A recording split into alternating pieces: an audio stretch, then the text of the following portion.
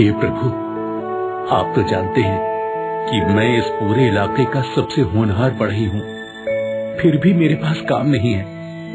कभी काम मिलता भी है तो कुछ दिन का, फिर काम खत्म हो जाता है और मेरी दरिद्रता फिर से शुरू हो जाती है।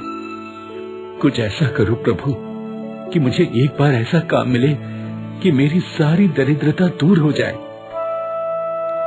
ये कहकर पूरन बढ़ई ने श्री कृष्ण की मूर्ति के चरण स्पर्श किए और प्रसाद लेकर घर की ओर चल पड़ा, जहाँ उसकी पत्नी मालती उसका और श्री कृष्ण के प्रसाद का इंतजार कर रही थी। पूरन ने घर पहुंचकर अपनी पत्नी मालती को प्रसाद दिया और अपने घर के उस कमरे में पहुंच गया जहाँ उसके औजार पड़े हुए थे। उसने औजारों को उलट पुलट कर देखा और सोचने लगा, ऐसी क्या चीज बनाई जाए, क्या चीज हो सकती है वो, समझ में नहीं आ रहा। क्या बनाऊं, क्या ना बनाऊं। इसमें कोई शक नहीं था कि पूरे बल्ली गांव में पूरन से बढ़कर कोई बढ़ई नहीं था। उसकी कारीगरी की सभी तारीफ करते थे, पर तारीफ से तो पेट नहीं भरता, उसके लिए तो धन संपदा की जरूरत होती है। पूरन सोच ही रहा था कि ऐसा क्या बनाया जाए जो शहर में ले जाकर अच्छे दामों में बेच दे। तभी उसे एक मुनादी सुनाई दी।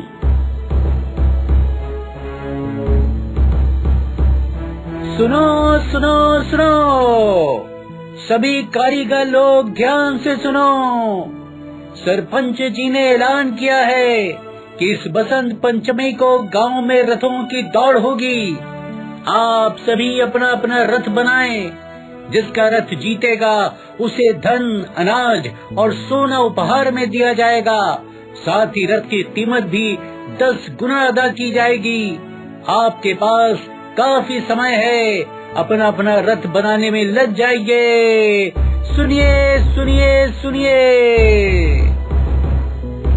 मुनादी पूरन की पत्नी मालती ने भी सुनी थी।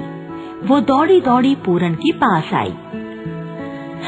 सुनो जी, आपने सुना, घोषणा हुई है कि बसंत पंचमी के दिन लकड़ी के रथों की दौड़ होगी।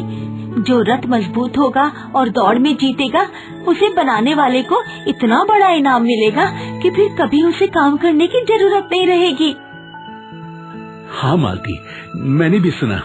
मुझे अपनी कारीगरी और दरिद्रता दूर करने का अवसर मिला है।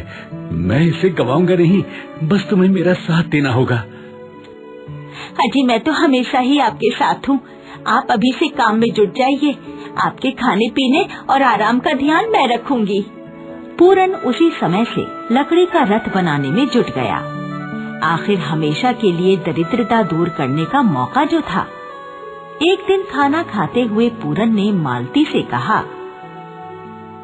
मालती, वैसे तो मेरे पास सामान की कमी नहीं और काफी लकड़ी भी पड़ी है, पर पहियों के लिए मुझे नई और मजबूत लकड़ी की जरूरत है।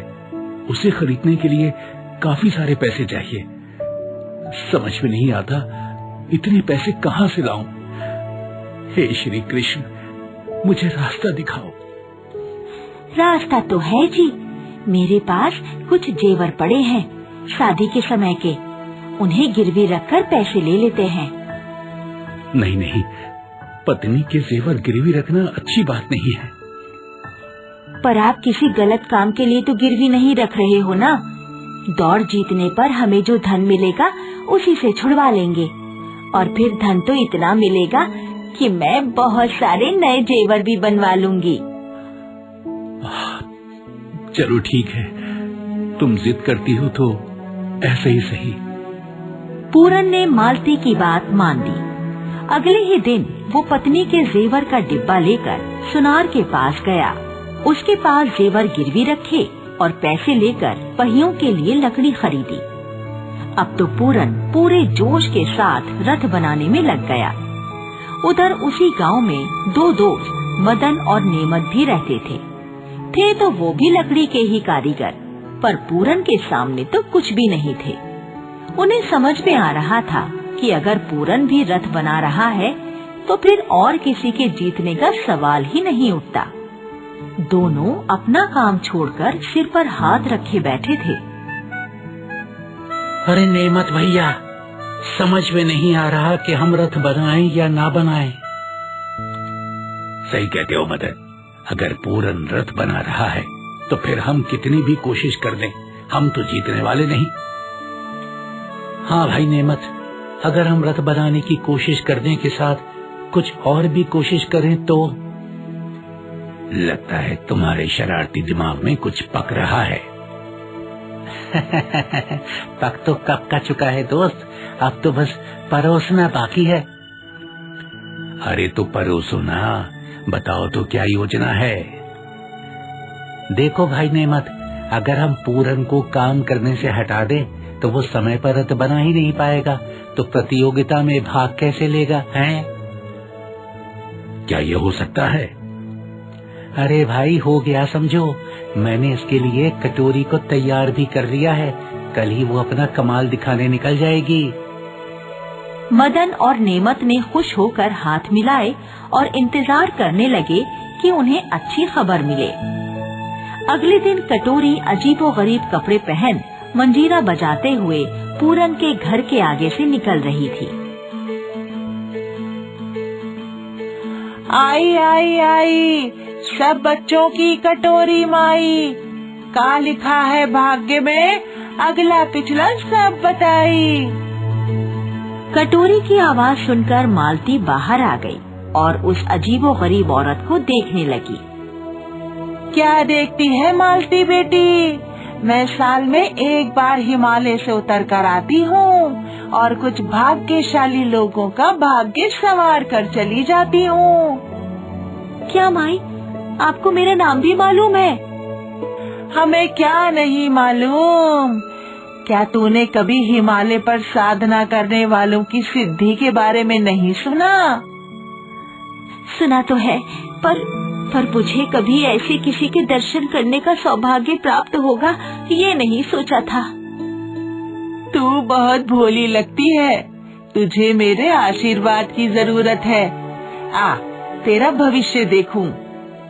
ये कहकर कटोरी ने मालती का हाथ पकड़ा और एक तरफ बैठाकर बोलने लगी।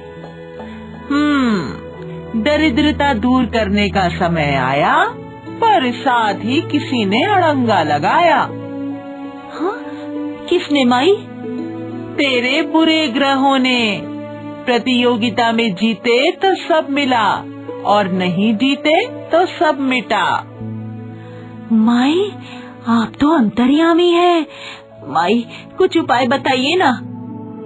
देख लिया कि कल क्या होने वाला है और वो कैसे टलेगा। माई, तो टाल दो ना। तेरे पति को रथ बनाने के लिए जितनी शक्ति की आवश्यकता है वो कम पड़ेगी, पर उपाय है। क्या उपाय है माई? ये भस्म, इसे दूध में मिलाकर अपने पति को पिला देना, फिर ना वो थकेगा ना रुकेगा, पर इसके बारे में किसी को मत बताना। तू तो समझदार है, समझती है ना कि बताने से सिद्धि चली जाती है। हाँ माई, मैं ऐसा ही करूँगी।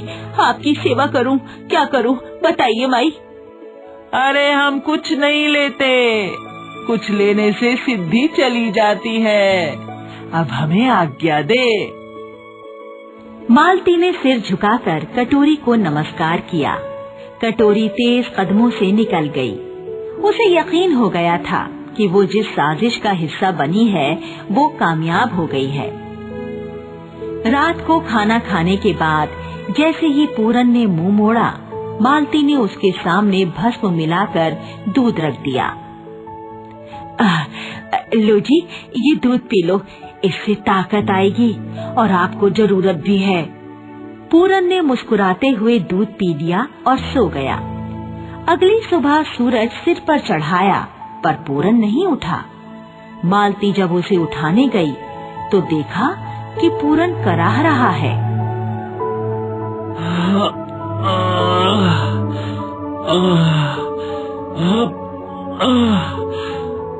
पूरे शरीर में दर्द हो रहा है मालती। अब मैं अपने किसी भी अंग को हिला भी नहीं पा रहा हूँ।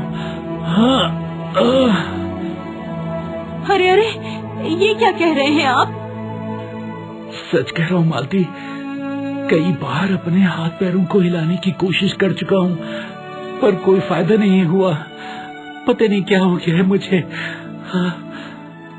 हे कृष्ण मुरारी, ये क्या हो गया? ये मैंने क्या कर दिया? मैंने क्या कर दिया ये? हैं? तुमने कर दिया? तुमने क्या कर दिया? हाँ, कल एक तांत्रिक जैसी औरत आई थी मेरे यहाँ। उसने मुझसे कहा कि दूध में मेरी ये भस्म मिलाकर पिला दो, तेरे पति में गजब ताकत आ जाएगी। हे भगवान, ये तुमने क्या किया? देखो मालती, हमें केवल ईश्वर पर भरोसा रखना चाहिए।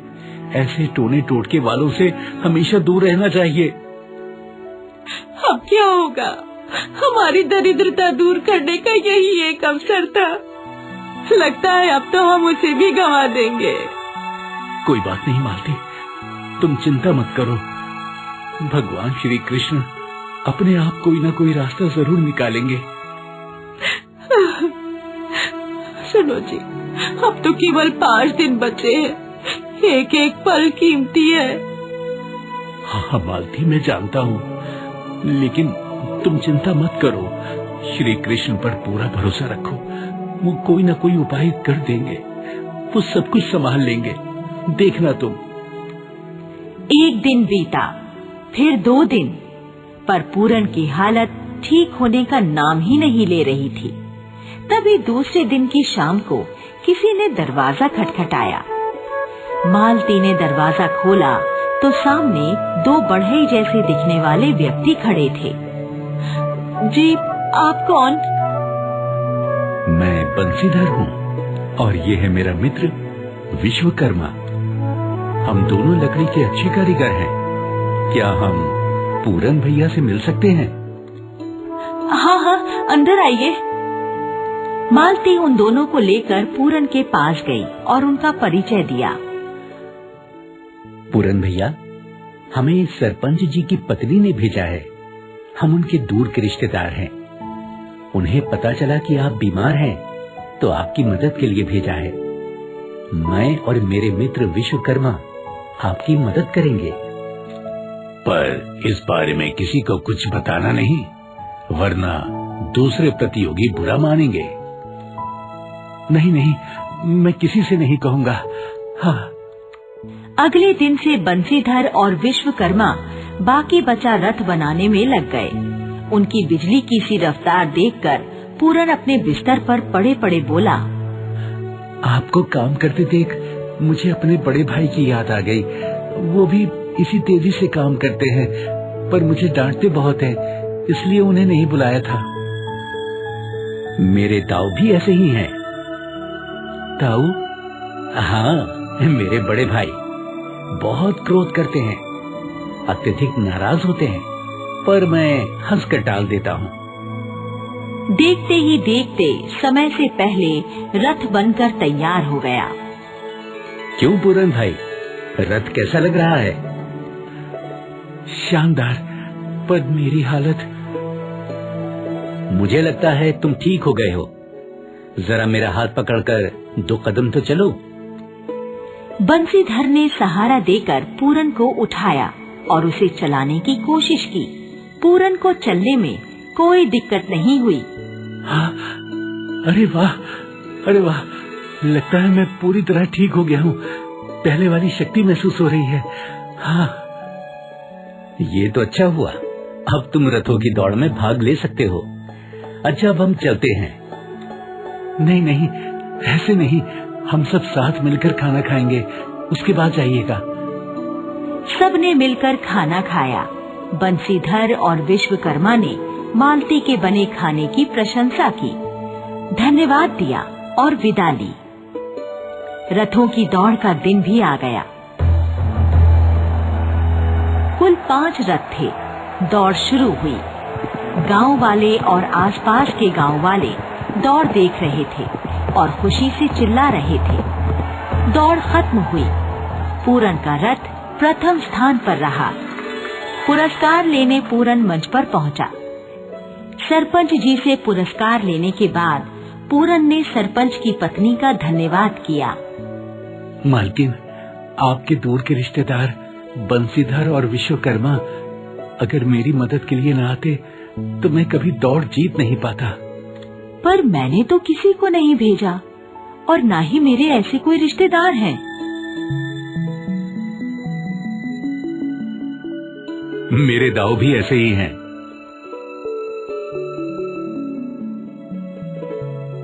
ओह, समझ गया। तो वो स्वयं श्री कृष्ण थे और अपने दाऊ बलराम के बारे में बात कर रहे थे।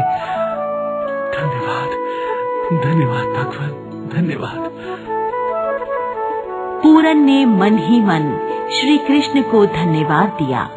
पूरन और मालती ने दौड़ जीतने की खुशी में श्री कृष्ण की भजन संध्या का आयोजन किया। पूरे गांव वालों को खाना खिलाया और प्रसाद बांटा। श्री कृष्ण ने उनकी दरिद्रता हमेशा के लिए दूर कर दी थी।